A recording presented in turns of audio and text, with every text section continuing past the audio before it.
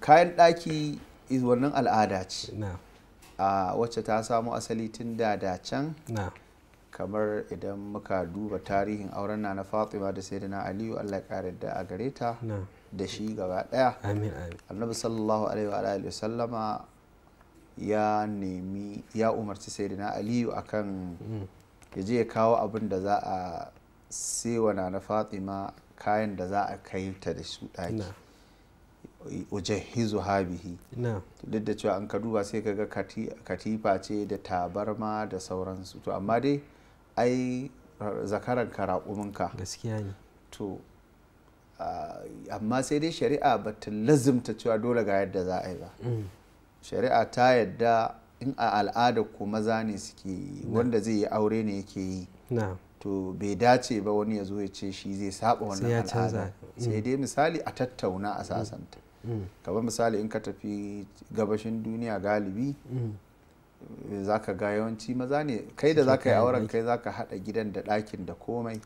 In za a haɗa so nawa kai ne, sai dai in Allah ya sa an samu wata mai arziki ta baka kuɗin ka yi, ko kuma watakila su iyayen su ce ka kwantar da hankalinka kawai za mu komai, wannan kaga alfarma a kai ma.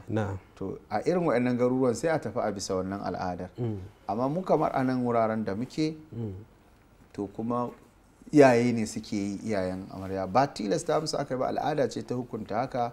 To baya yiwuwa ga wani mai wa'azi ya fito ya ce dole sai an canja wannan tsarin, tunda ba shi da wata hujja da dalili ta ɗaukar al'adar wa'yansu mutane ya ce dole da ita wasu mutane za su yi aiki. An taso an saba, ba a san yaushe aka fara cewa iyaye ne suke yi ba, to sai su ci gaba da yi. Amma ai har zuwa yanzu misali wani lokacin aka samu wani namijin mawadaci mai hali, yanzu kusan ma yana nema ya zama wata sahara, cewa mawadaci in ya gina gidansa na kasaita to kawai yana hadawa da ainihin saka kayan daki, kawai sai ya hada da kayan daki, sai dai kawai mace ta zo, kuma sai dai yawanci waɗanda suke cin moriyar waɗannan kayan dakin zaka tara 'ya'yan masu akwai ne. Tunda yawanci duk wanda ya yi wannan abin hoɓɓasa din sai kaga kuma wacce yake aurewa galibi wacce tafi karfin abinci, ba ta buƙatar. To haka kaddarar rayuwa take, baka da ikon ka ce dole sai ka canja wa rayuwa akalata daga inda Allah ya aje ta. To a shahid dai idan har iyaye ne suka sai kayan ɗaki, to ai ba ta suke mun sai wa mijinki ba, cewa suke mun sai miki. To a bisa hukunci na shari'a mallakarsu suna koma zuwa gare ta ne.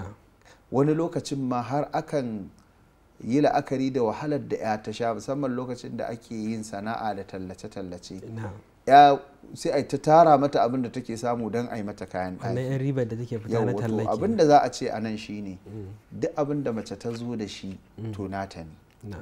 Baya halatta a kowane yanayi miji ya ce zai rike su da gangan a latilas, sai dai yana buƙatar riƙe wasu tattauna inda kanta ta ɗauka ta bashi saboda yanayi na rayuwa ko saboda jin daɗin zama, ta ce to wannan na mallaka maka, to shi kenan.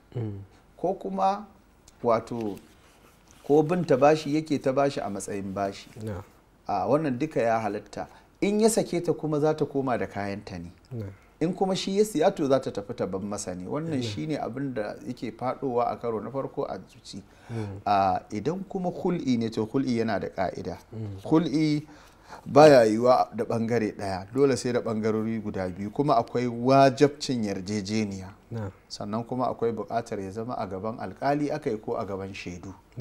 Amma shi da kansa ya ce na riƙe wannan a matsayin wato kudin kul'i baya halatta a gare shi. Idan kuma kudi take so ta bashi fa, misali a hadisin waccan ko Jamila bintu Rawaha ko kuma abin nan wace ce bintu Sahal afwan, wacce take karkashin Sabit ibn Qais, Allah ya kara da a gare shi, hadisi yana cikin sahih Bukhari. Ai da ta zo manzo Allah sama ta ataruddina alaihi hadiqatahu, zaki mayar masa da lambinsa da gonarsa, ta ce manzo Allah ce ruddi alaihi hadiqatahu, kuma ya sallame ta ya sake ta. To kaga anan ai an nassanta ce hadisi Abdullah bin Abbas, an nassanta abin da ya bata shi ta mayar masa. To idan ita ma sai sun yarjejeniya to hul'i nawa kaza kaza in sun tasanta tsakanin su, in ba sasanta ba su je wajen alkali, alkali ya raba gardama kuma a yi abu a tsare, ko kuɗi hannu ko bisa bashi, amma baya halatta gare shi ya rike mata kayan ɗaki a matsayin kuɗi.